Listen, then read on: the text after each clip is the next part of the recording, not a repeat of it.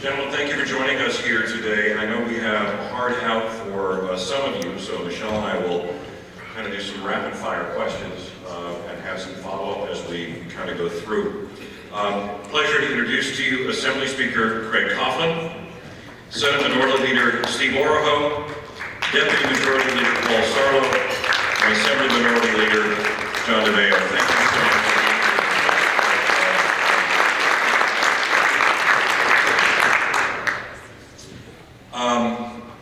Michele, we have lots to talk about. So yes, as we start to go through, you want me to kind of kick it off with our first question here?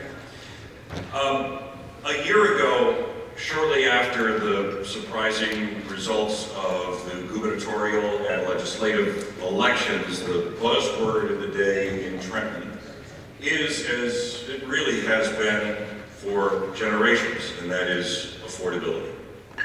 But in the NJBIA's annual business outlook survey that was released yesterday, 8 in 10, more than 82% of businesses said New Jersey is either somewhat affordable for business or not affordable at all for business.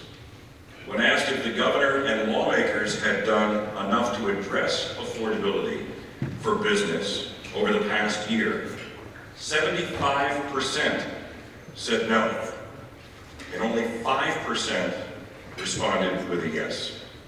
20% weren't sure.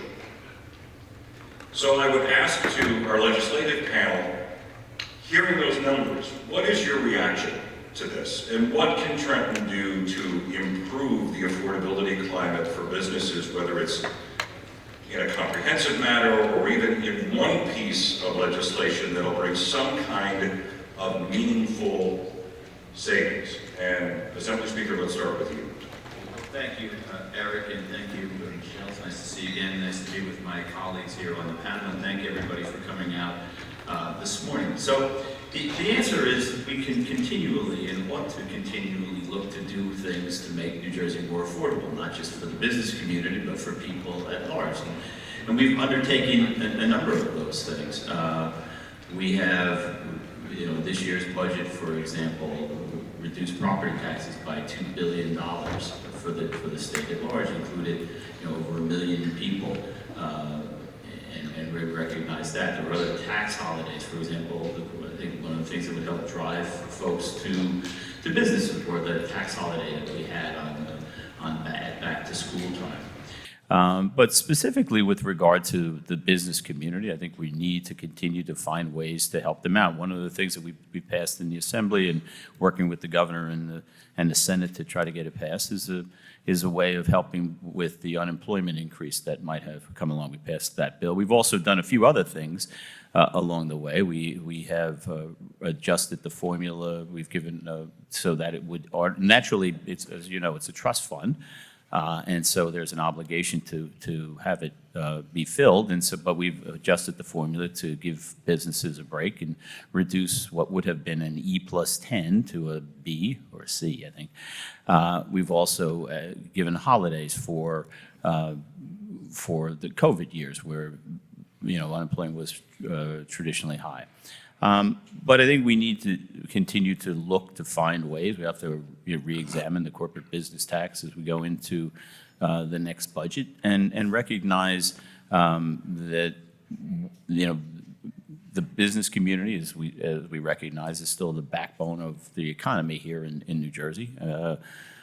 Small businesses are people that we have spent an awful lot of time trying to help through the pandemic. We've spent over $1 billion in assistance to small businesses, and we did a package of bills designed to help by making things more readily available to businesses, like vacancies, like mentoring programs, like, I think most importantly, a bill to help them figure out the way to navigate the regulations throughout the state of New Jersey. And so I think we need to continue to work with our business partners to figure out a comprehensive way to change New Jersey's image. And candidly, I think our business image would be better served if we all got on the same page and said, hey, talk about what's good rather than focusing on what is our challenge. Certainly, you can't ignore the challenges, but let's talk about what's good, and that'll help us all. You know, like an $11 billion investment in economic development that we did a couple of years ago.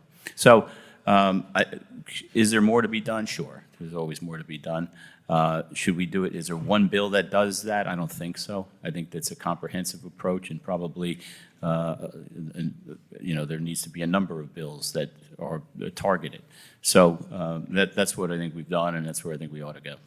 So Speaker Coughlin mentioned the UI fund. How many in this room came here hoping to hear something about the UI fund and potential relief?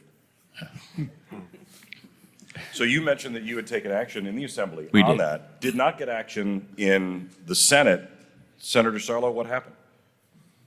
First of all, thank you for giving me the opportunity. I'm here representing Senate President Siekerka, who's unable to be here.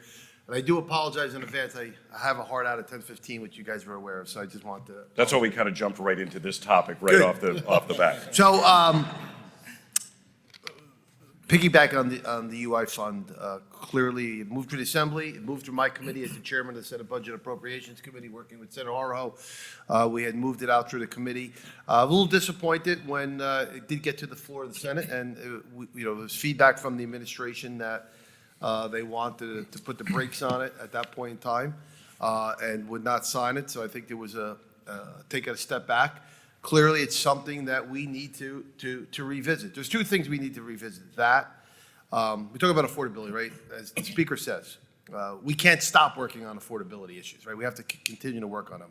But there's two areas where I think where we could work with all of you, is on the UI fund. And number two is, when this corporate business tax surcharge comes up in 2023, we must allow it to sunset. We must allow it to sunset. And I'm going to be very vocal about that in the legislative process. I think so those are two areas that we have some work to do, and hopefully we could do it in a bipartisan manner. And then the third piece for me is something that I think we all get frustrated with, is over-regulations, and now I'm putting my hat on as an outside of a legislator, but as a CEO of a large company, is over-regulations by DEP, DCA, and some of these agencies that feel compelled sometimes to regulate without without the legislature even acting on some of these things. So we need to do more oversight on state agencies who feel the need to over-regulate. So let me jump in, Eric, because I heard two words that were, I heard two words that were music to my ears. Comprehensive, thank you, Assembly Speaker. The word comprehensive, it's something that we advocate for each and every day. Not one-time fixes. Our property owners are thankful for the anchor program, as are renters, because that was an extension for them. But I do have to remind us that 50% of property taxes paid by New Jersey business, and there was no comprehensive reform for them on property tax relief. So I hope we can keep that in mind as we go forward. But the second word that rang music to my ears also is when you talk about this sunsetting the surcharge. But I want to stay on that for 1 minute, because that just has to be the start. I want to marry together comprehensive with corporate business tax and all the taxes. When our businesses were asked what are the top three things policymakers could do to address affordability, it was corporate business tax, income tax, property tax, those three things. And Senator Oroho, because I know you're a champion for this, the sunset will be welcome, and we will cheer to the mountains to see that happen, but that must be step one. Our neighbor to the west, Pennsylvania, has a 5-year strategy to drive down from above 9% to shy of 5%. Yep. Connecticut's getting on the bandwagon, as are other states across the nation. What can we do comprehensively that over time we can have a strategy in order to address those taxes? Well, thank you. First of all, thank you very much for being here. Congratulations to the awardees, and good to be up here with my colleagues. The first thing, the Senate Republicans put out a 32-page plan, including a lot of tax restructuring, including getting rid of the CBT surcharge right away. I mean, I think we actually had a missed opportunity when we had a lot of the cash availability. You know, I've always focused on capital retention and attraction. Right away, I think what we could do is look at a few things. One is get rid of the surcharge. I think we get rid of it right away, or actually our revenues are doing better. That would send a big signal. The idea of indexing our income tax rates individual income tax rates, because all pass-through entities pay those income tax rates for inflation, which we have, which the federal government did 40 years ago.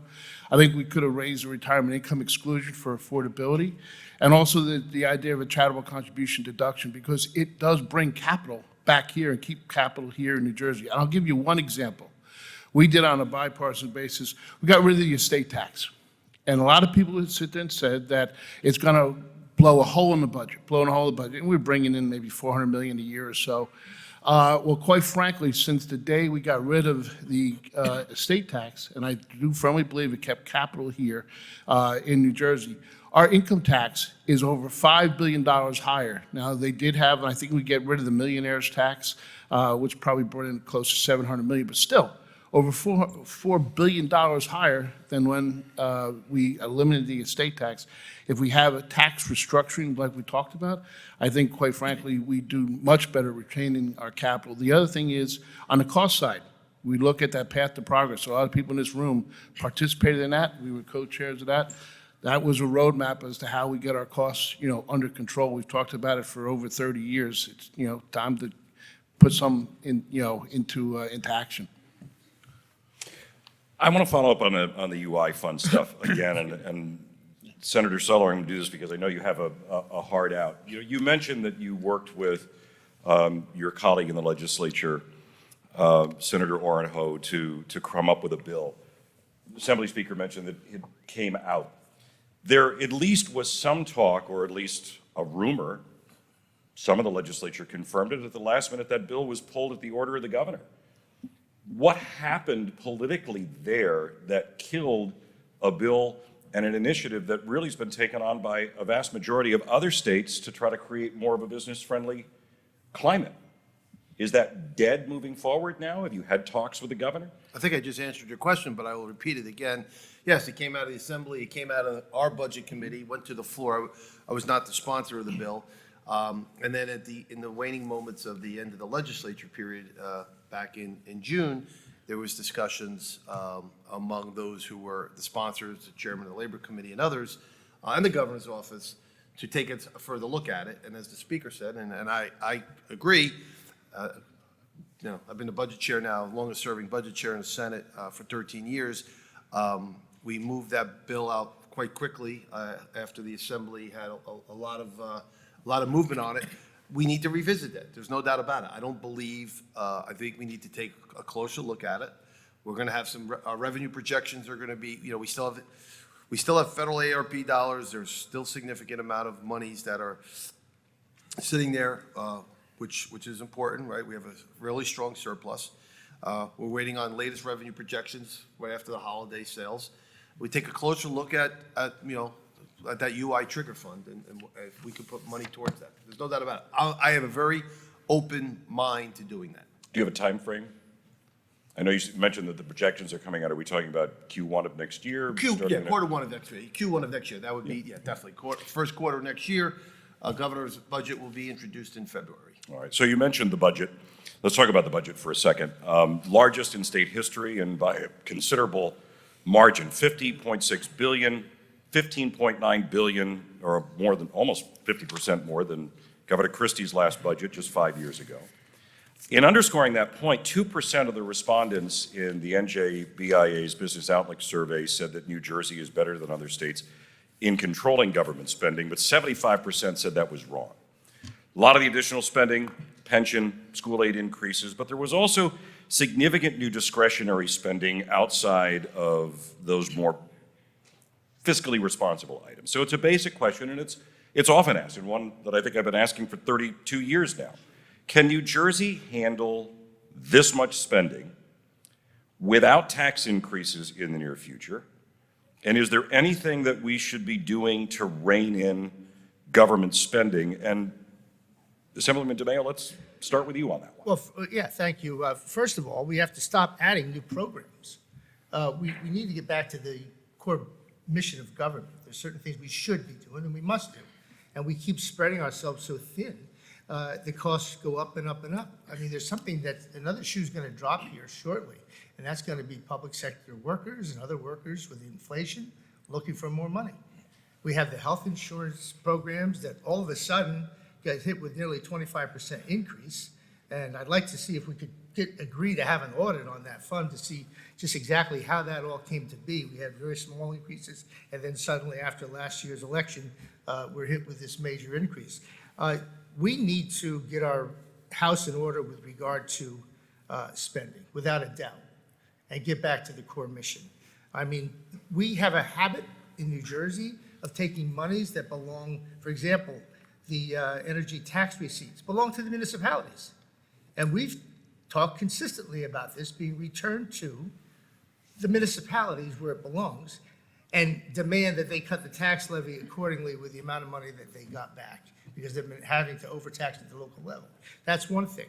We've talked about indexing the gross income tax for inflation. It hasn't been done since 1996. We talk about doing it back to the year 2000. And that would give people making $120,000 a year, $140,000, like a $1,500 built-in tax break every year, which would be sustainable tax relief for people. And also, unemployment. The money came from the federal government. Should have went to unemployment.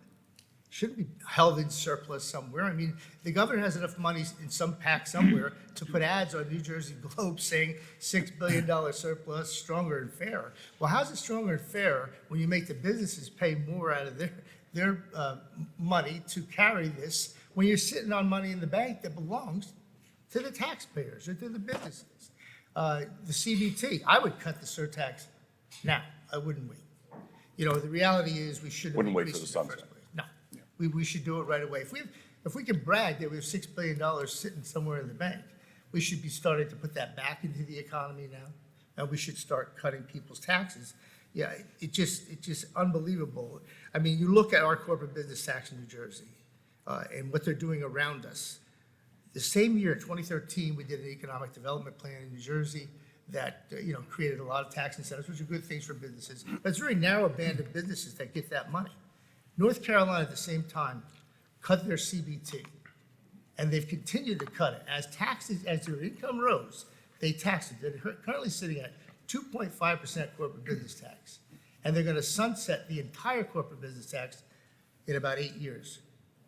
What incentive would be better than to cut our corporate business tax in half? And they try to get rid of it. It would create more jobs, there'd be more people paying into the gross income tax, and we'd have a better economy, and there'd be less outmigration of jobs. Another problem we have is we have kids that we put about $250,000 in educating them through now 3-year-old through 12th grade.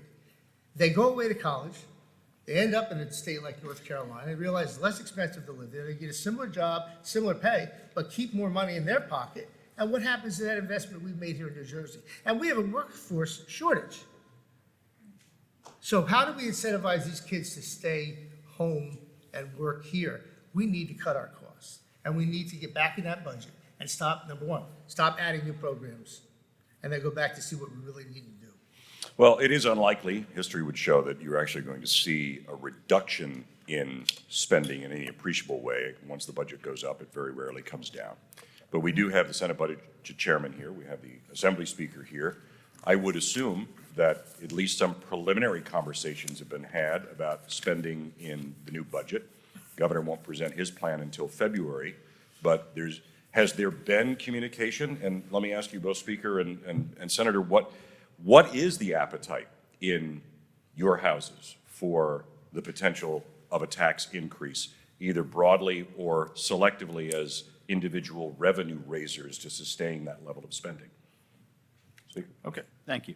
Well, first, I was remiss in not congratulating my colleague, Majority Leader Lou Greenwald, for his reward. Thank you for that. And one other point of personal privilege, as we would call it, I see my colleague Jerry Scharfenberger is here. Happy birthday. It's your birthday today. All right, everybody, happy birthday.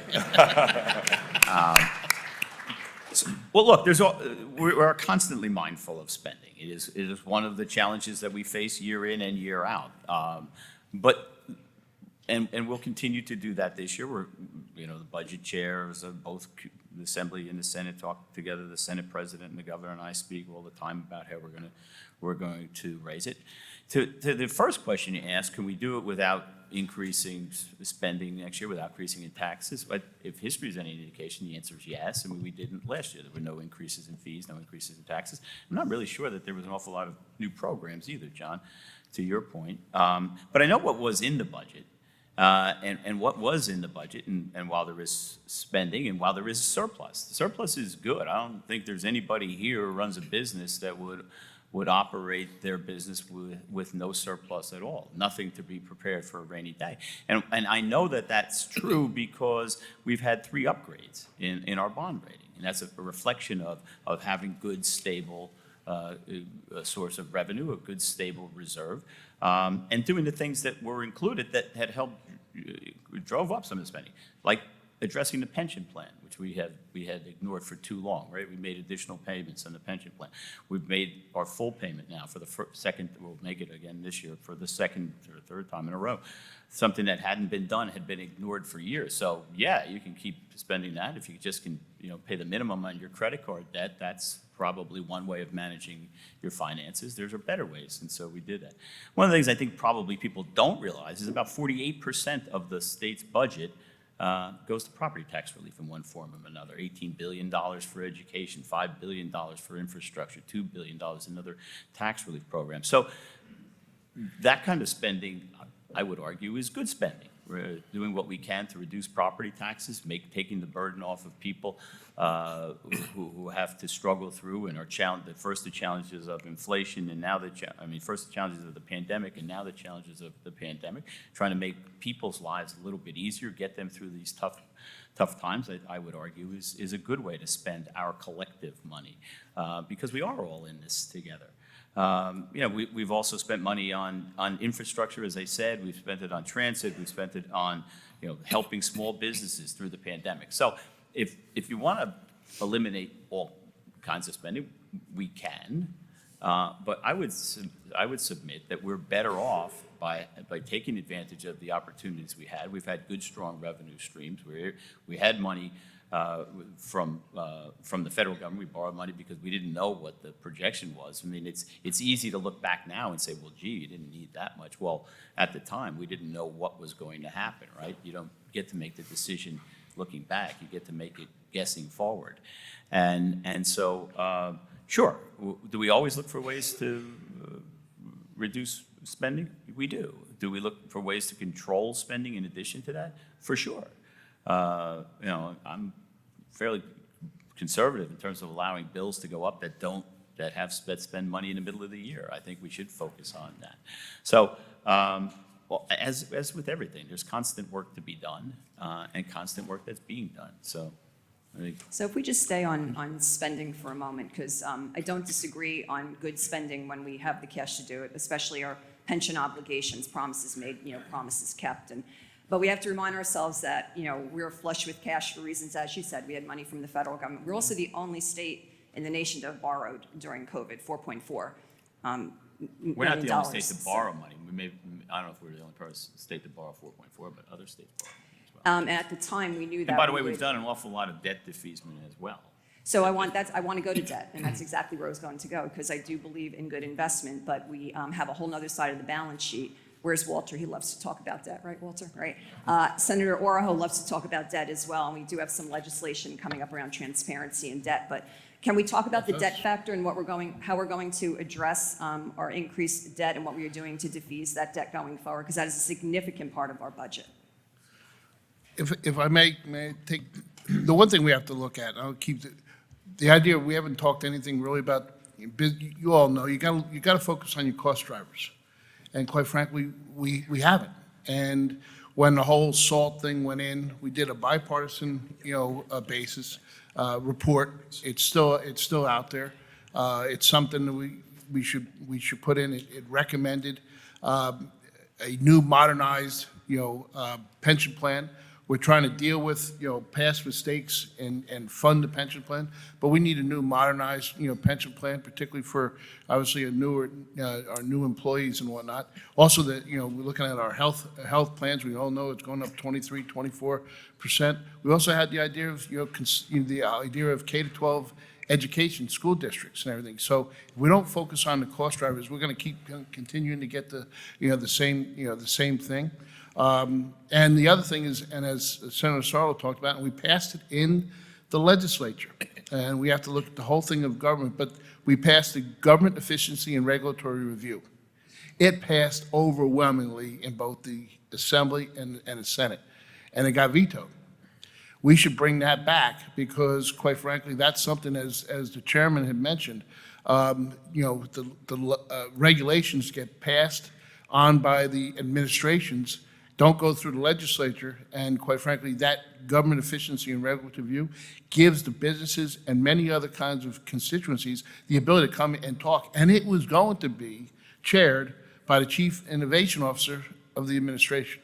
So I think that's something that's the idea of focusing on our cost structure and our activities of what we have, something you guys have done for years. Just add to Please, that, yeah. please, Senator. Just to go back to our moderator's initial question with the speaker. Last year, there was no appetite for tax increases or fee increases, and I'm 100% confident there's no appetite in the legislature this year for any fee increases or tax increases. So kind of put people at ease on that piece. With regards to the debt to fees, I think, the speaker touched upon all the good things that we've done, which does sometimes increase spending, whether it's property tax relief or investment in education, infrastructure. But we did hit the pause button a little bit here. We have the federal dollars, we have the debt defeasance fund, we have a couple $1 billion that are sitting there.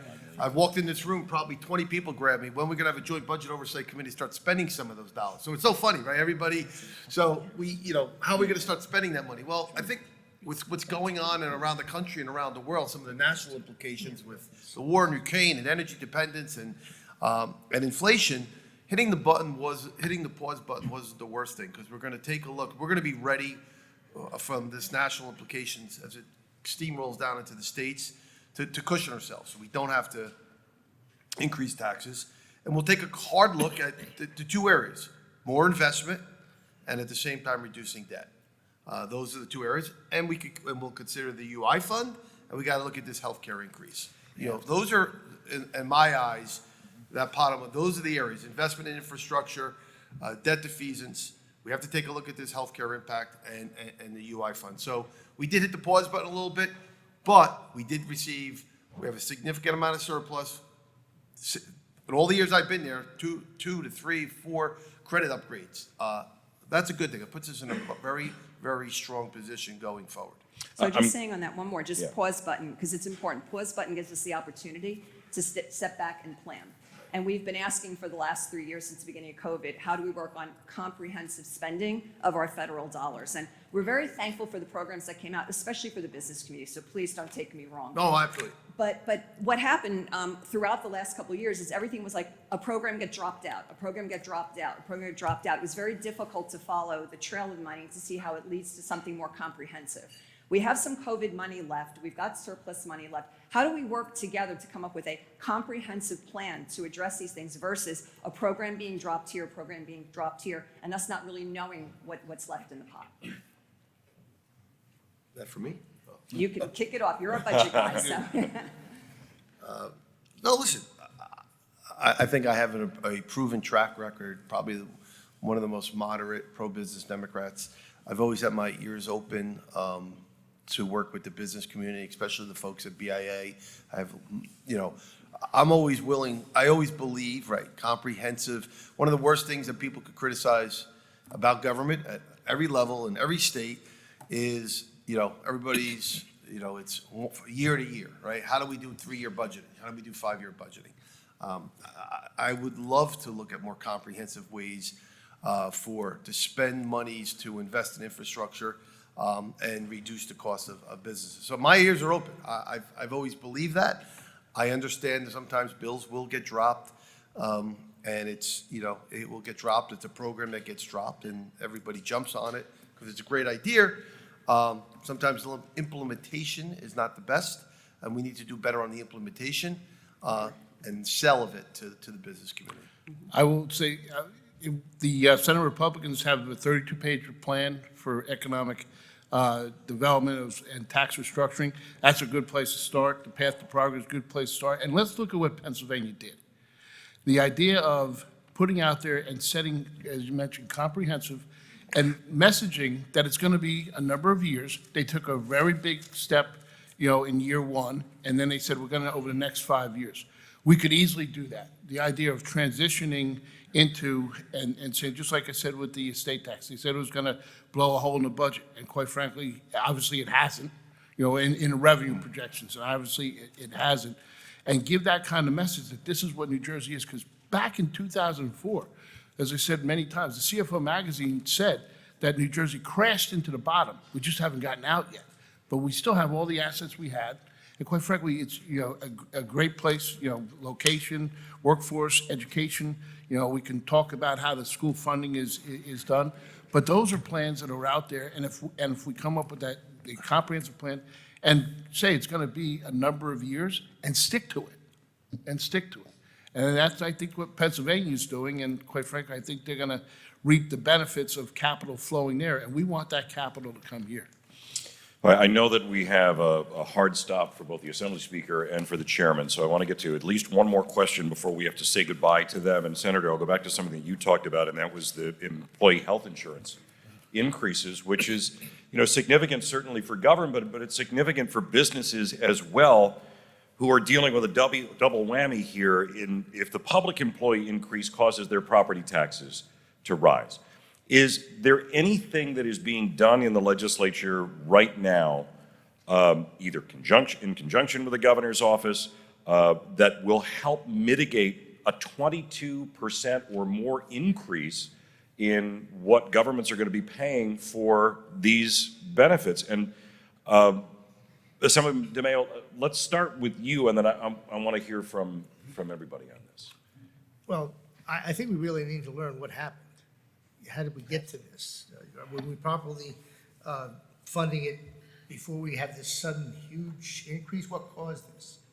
And make sure it doesn't happen again, because it is going to have implications, and it's going to hit property tax. But what's more important, finding out why or taking corrective action first and then trying to prevent future? Well, we're going to have to come up with something to do, but the reality is we need to understand how we got here, so we don't repeat that in the future, and then we need to find a way to mitigate it. And I don't know if of anything in the legislature yet it just kind of got dropped on us. Well, there's been bipartisan calls to do something to mitigate that, Assembly Speaker? So the short answer to the question is yes.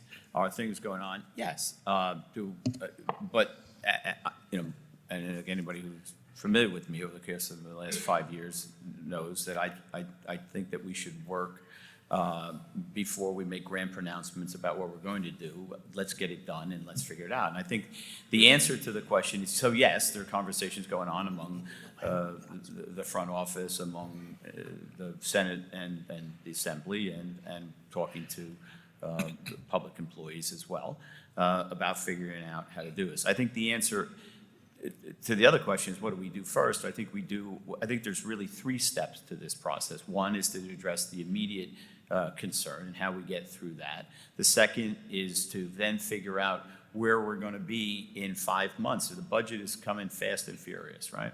And so next year, the medical rate of inflation will continue to be what it is. It's likely that there'll be increases, as I expect everyone here deals with each and every year. Your medical costs go up. And how do we achieve putting that in its proper place so that going forward we have some measure of control relative to that? So, in the first instance, do we need to figure that out, and how do we do that? Well, can we make changes? What sort of changes do we make? Can they be done fast enough? Will they have the impact soon? But that's why I think we have to look at it as a 2-plan year solution. And then, sure, let's take a look at how we got to where we got. Some of it is utilization. Did Aon, who is the actuary, did they underestimate the amount that would come roaring back? I think my gut reaction is, yeah, probably, because utilization was way down during the pandemic time because elective surgery wasn't permitted. Well, elective surgery wasn't things like cosmetic surgery. It was things like people needed a knee replacement or a hip replacement. That didn't go away. It just got delayed. And so did they take that into enough account? I think that's, to John's point, that's a legitimate thing that we ought to be looking at. But I think we have to take a three-phase approach to this. Solve the immediate, figure out something so that we don't have this again, do it in the next 6 months, and then figure out what went wrong. Senator, I know we got 2 minutes, so you can have the. Listen, I concur with a lot with the speaker, and John had just shared with us. Listen, I was caught by surprise. Many of us were caught by surprise. We went through budget hearings, and this was not an issue, and I was very outspoken.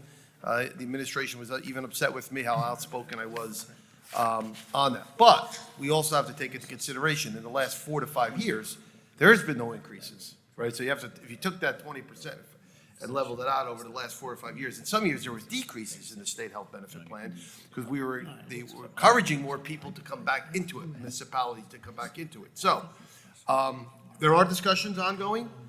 Just putting money towards it is not going to, it could solve the immediate problem, but it's not going to solve the long-term problem.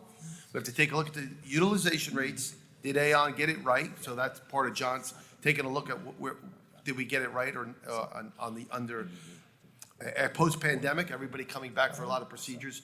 But the second piece is we need to work with the public unions, and they need to come to the table and work with us as well. And they are talking. The state employees did it, unions. We need the locals now as well, because just putting money towards it is not going to just solve the problem. And Eric, just real quick, as Paul had mentioned, the public unions did come, which we could start right there with at least 6 suggestions, value those suggestions, and quite frankly, how much would those suggestions save, and implement them. Thank you, Senator Sarlo. I know you have to go. Assembly Speaker, I know you have to go. Thank you. Steve, go easy on me. Hey. Don't let Oroho beat All right. you. Thanks. All right, now let's really get down to stuff. No. I don't know, Michele. I mean, I think we got a lot of the hot button issues off right off the top. Let's let them get out of the room. I'd love to jump back onto overregulation section. We saw that in the survey as well. The New Jersey business community feels very much overregulated. We see it year and year again. You noted that GEAR, G-E-A-R, was bipartisan and got stopped at the desk of the governor. We hope to see it come back. We know that Speaker Coughlin, as he's leaving, is working on that as well. That is bipartisan. How do we, in a time that increased cost of business, labor mandates, my poor team, where's Alexis Bailey, who does all our labor policy, okay? We're running around new labor mandates every single day that cost business. Environmental mandates, we all appreciate. I was the deputy commissioner of the Department of Environmental Protection. I get it, okay? But the pace within which we are seeking overregulation through the PACT rules and environmental justice and the impact it's going to have, please address for us what the business community can hope to expect versus continued escalation of regulation. Well, obviously, the regulatory side comes from the administration, and now the legislature can override the regulations. However, it's going to take a majority and probably some sort of override of a veto or something like that. So we came up and we worked very closely with BIA, Chamber of Commerce, Commerce and Industry. And I know Chris Emmaholtz is around and when he was there on our staff at the time for that GEAR, the Government Efficiency and Regulatory Review, modeled after a lot of the, when Ronald Reagan asked J.P. DeGrace to be on that Grace Commission, and taking a look at all the regulations, and obviously giving the ability for people who are affected, businesses and people who are affected by those regulations, to come forward and say what the impact happens to be. And quite frankly, we did it. It was called the Red Tape Review Committee, and some of the things were so interesting when we found out what was going through as we listened to people. Shared services, right? Everybody talks about shared services. Well, there was actually laws on the books that would not allow a school district to share services with a non-contiguous municipality. We actually had to pass a law to get rid of that law. There's a number of items like that we did.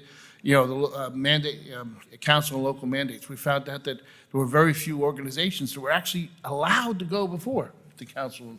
And that's things that we heard from that, and Bernie, you were on the, red tape review. So we came up with a different name. We put the administration in charge and, of the committee. And quite frankly, that's something we have to bring back. And hopefully, if it comes with a governor, vetoes it again, because it's an absolute veto, that, listen, there is an override. And that's something that the legislature, as a co-equal branch of government, should, stand up and say, we passed this overwhelmingly. This is something New Jersey needs. Well, you had mentioned, that a lot of that regulation comes from the administration. And I would have liked to have asked this question when the Democratic leadership was in the room, but do you feel you have a better, as the minority party, do you feel you have a better working relationship with the leadership of your individual houses than you do with the Murphy administration when it comes to communicating on things like regulation, when it comes to energy plans, when it comes to dealing with, budget issues? Is there an open line of communication between the legislature and the administration? There is, but, even the Democrats can't get the governor to go along with things that really need to be done. I mean, it seems like this governor, this administration has become all-powerful. And the majority party has allowed that to happen. I mean, I watch stuff that happens internally. So we're trying to get an intersection improvement done or something. DEP throws roadblocks on DOT. So there's this problem of overregulation within even our own administrations. And if you were in DEP, you know this, but this is not just this governor. This has gone on for a long time, where you have these competing egos and people that are buried in the bowels of Trenton that are fighting their fight on who's right, one-upsmanship. So if you can imagine how bad it is for you, it's happening within the administration. And I know, you'd like to just go there if you're governor and say, knock it off, guys. We got to get things moving. We need to get these projects done. We need to put people to work. We need to fix these bridges. There's things we need to do. But a lot of it's held up even for the state. And you see the Labor Department interfering with the natural flow of business. There are subcontractors for paving companies that own their own trucks, and they want to call those employees. Well, the definition of employee, typically you give them the desk, you give them the supplies, and they show up at your workplace or from home now, and they're your employee. But somebody owns the equipment, maybe multiple trucks, they're not an employee. So, I mean, this is another thing that's coming down the pike.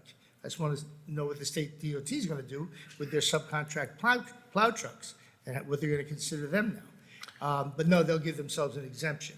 So there's just so much in regulation that's a mess in Trenton. It needs to be torn down and started over. And the legislature should step up with the help of the majority, we need it, and say, we're going to direct some things. We're going to pass bills, Governor. And there's 120 of us, and there's one of you, and we're co-equal. But we don't have the cooperation from enough votes. I think, Eric, one of the things that's interesting is how important the majority is. And let's face it, we call this the minority leaders. And I'm going to be very open. We're going to fight as hard as hell to get to the majority, because the majority controls everything, controls the agenda, controls everything.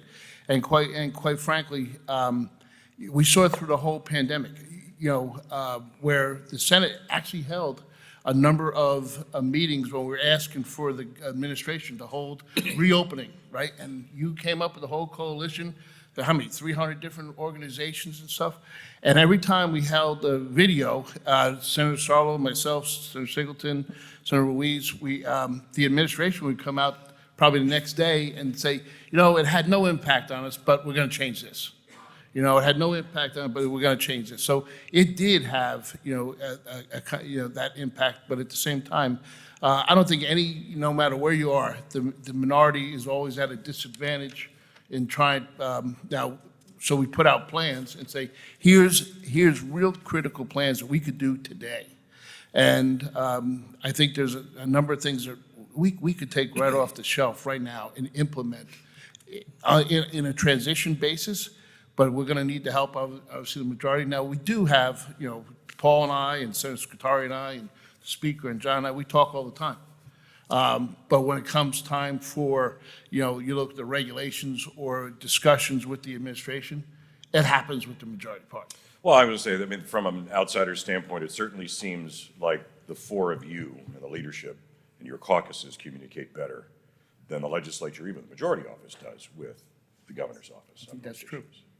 Well, if there's ever an opportunity for a veto override, let me suggest UI is it. And I suggest that as you go into the negotiations, and I would have said this with our other leaders in the room as well, because they've heard us say this, but as you go into this next round of ability to get the unemployment insurance trust fund replenished as we've requested, because it is a tax, so let's please recognize there has been taxes over the last 2 years. This hasn't been a tax-free environment. It's been on the business community. Go in with the mindset that the governor will veto whatever bill comes out, because the governor's office has been frank with us that they don't have an appetite for this. Now, Michele, you bring up an interesting point, because in the legislature, you have something called the order of the day. And many times we'll make that bill for the unemployment, the order of the day to relieve a bill and have it be voted on. And unfortunately,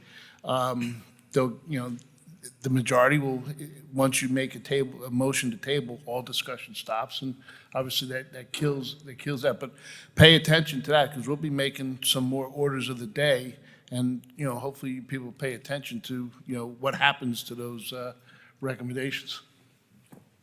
I think our time is up. Our time is So up. you want the final word, Michele?